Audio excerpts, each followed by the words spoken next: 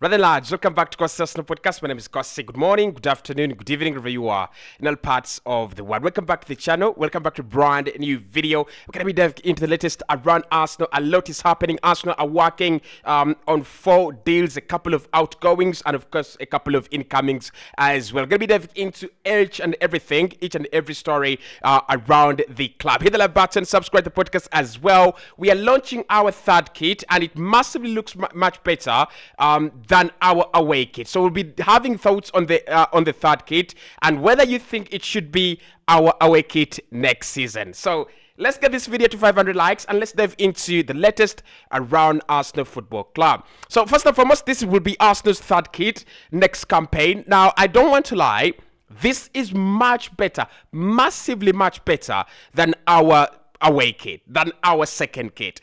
I'm not one of those people who want to criticize every aspect of Arsenal Football Club. So I'm going to say our home kit is fine. Our third kit is pure fire. Our third kit is absolutely, magnificent.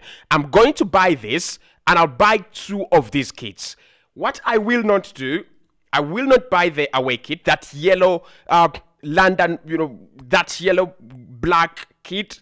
I'm not buying that. Like, to be honest, I have no reason to buy that kit. But, I mean, I want your thoughts. I want your opinions on that kit. How good does it look on you, probably? Do you think you will actually have it in your locker? And is it one of those kits that are actually going to be season-defining? It just looks good. And I'm looking at Gabriel Jesus, very smart. I'm looking at Bukayo Saka in the back, very smart as well. So this is the kit, actually, that Arsenal will wear in the final of the Emirates Cup. It will be a one leg game, so yeah. But it's the kit we will wear in that game. So you will see the team putting on that kind of claret blue. I don't know the colors. There is never blue. There is that kind of blue that looks like green. It just looks nice. And the sponsor in white on the front of the kit. It's absolutely nice. Very nice. I want your thoughts. I want your opinions on that kit. Like I said, it's good for me. I'll definitely get it.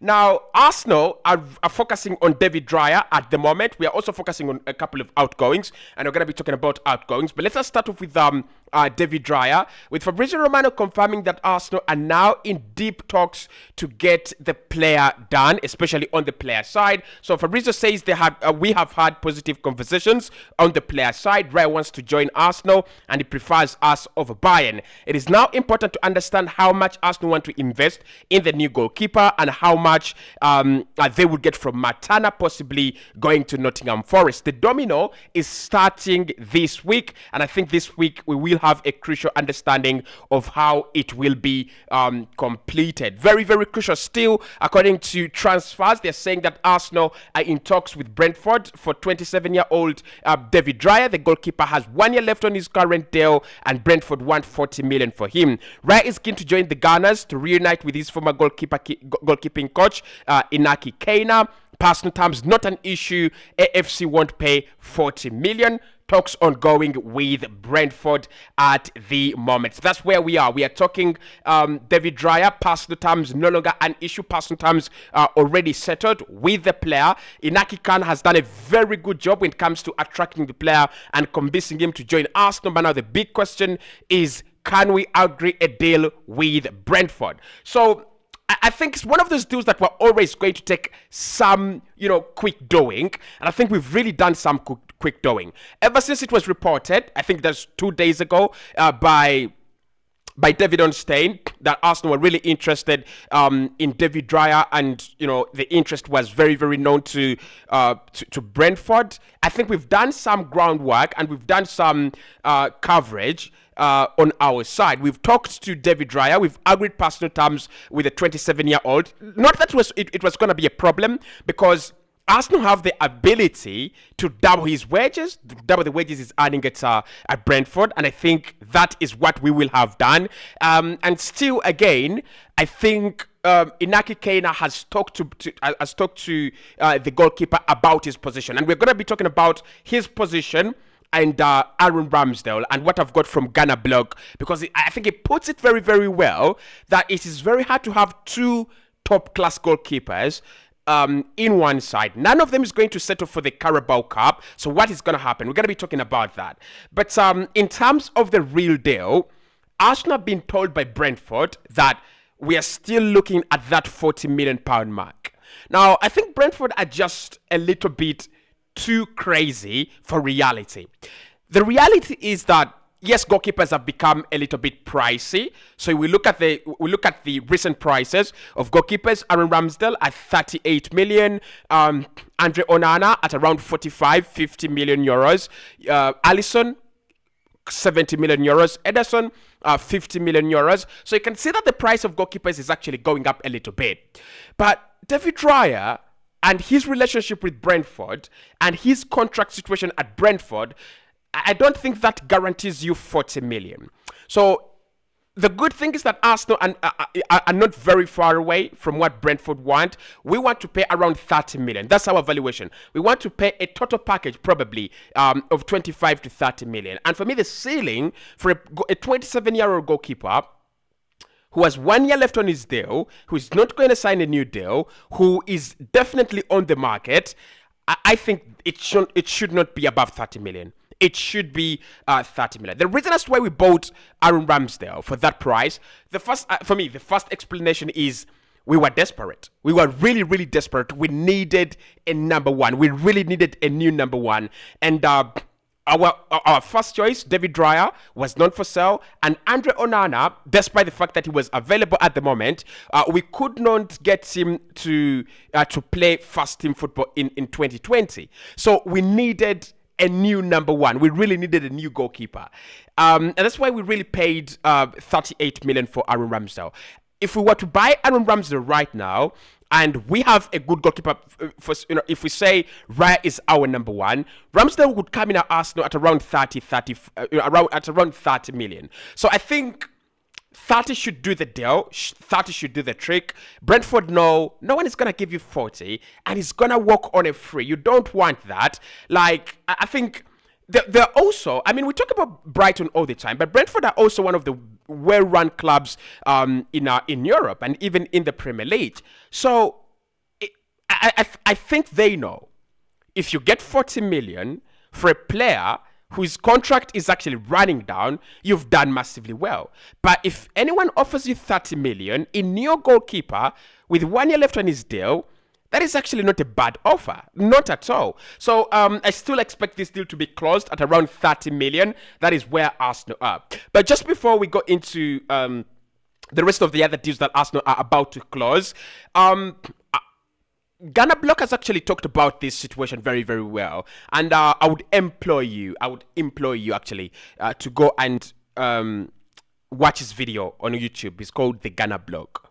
So he's talking about David Raya coming in, and he's also talked about Ramsdale's position. So with Ramsdale, and Fabrizio has also said this, Mikel Arteta has a very good relationship with Aaron Ramsdale. He likes him to the fullest. He likes him to the top, and all he wants is to make him better. All he wants is to get in a good competitor. So this is what I'm thinking. I don't know if this is gonna happen, but this is what I'm thinking. I'm thinking that David Raya could come in at Arsenal, spend one more season, just one season with the club on that 5-year deal, and then so many other clubs will come for him in the summer, and Arsenal will sell. So that is what I'm thinking. That is what that is what I think is going to happen. I don't think we have the capability, or any club for that matter, has the capability of keeping two goalkeepers like Ramsdale and David Raya. Now, Ramsdale, according to the Ghana blog, is a huge figure. A huge figure. He's one of the leaders, but is such a huge figure in the dressing room, someone liked by everyone and someone respected despite the fact that he's one of the young lads in the squad. And we've got to agree, likable he is, and he's one of the inspirations we have in this side. So I don't see Ramsdale drop to the bench like many people were saying. I don't see him as a goalkeeper that is going to,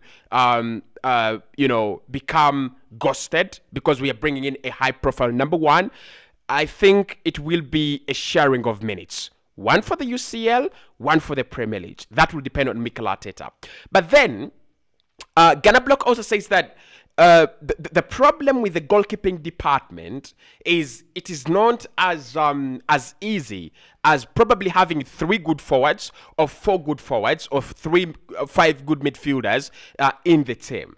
You see, with midfielders, you could have Partey, Rice, and Jorginho, and you can keep that trio for 3 good years, or even 4 good years.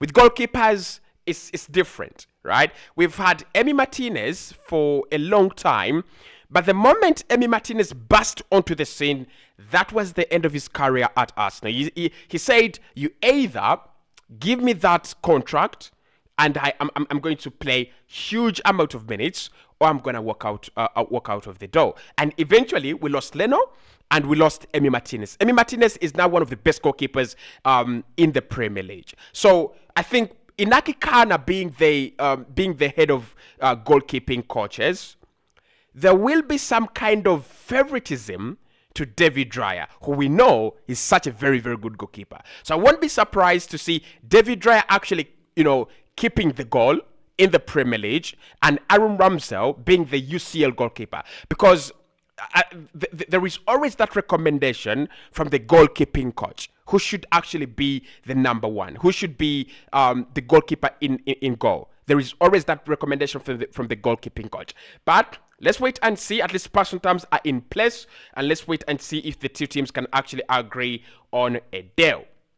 Now, talking about agreements, Arsenal found an agreement for £5 million to sell Austin Trusty to Sheffield United. He had a very good season last campaign in the Championship with Birmingham, and he's one of those players that I think he was never going to play for Arsenal, was he?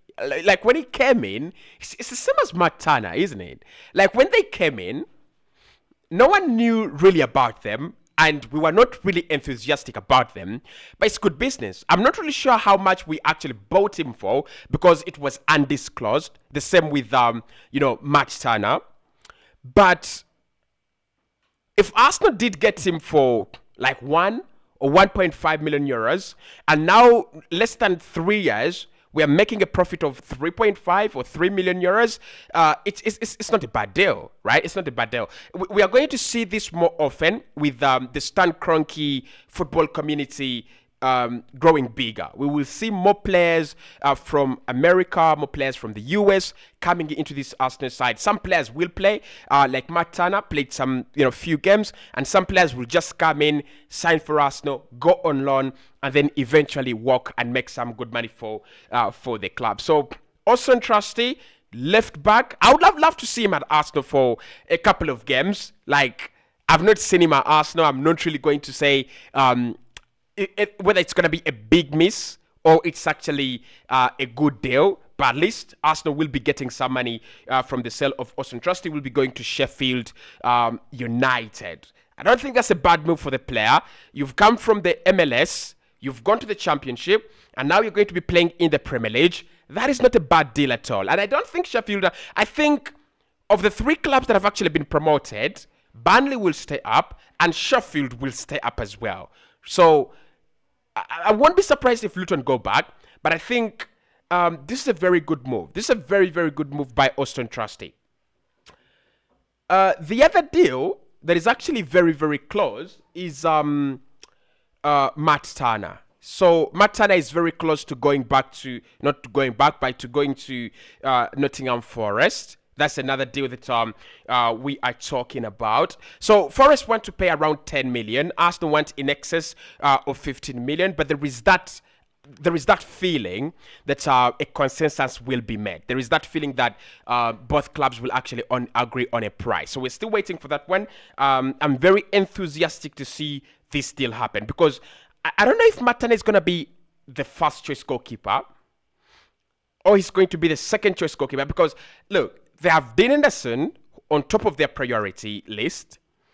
Matane is also such a very good goalkeeper. So I'm waiting to see how this one is going to go down, okay? But that one is also very close, and I can bet my money on it. It will happen. The other deal is Albert Sambi Lokonga. This deal is also going to happen very, very close to completion, in my opinion. Lokonga will go to Burnley. It's one of those deals that we've known for quite some time. Burnley sniffing around, and then eventually it happens, okay? So Burnley, at the moment, are asking Arsenal to agree on a potential loan deal with an option to buy. Arsenal would love an obligation to buy rather than just an option. But that is another deal that Arsenal should be closing at least before the window closes. A lot of deals are happening, a lot of talk is happening, and I'll be here to cover the window until it closes.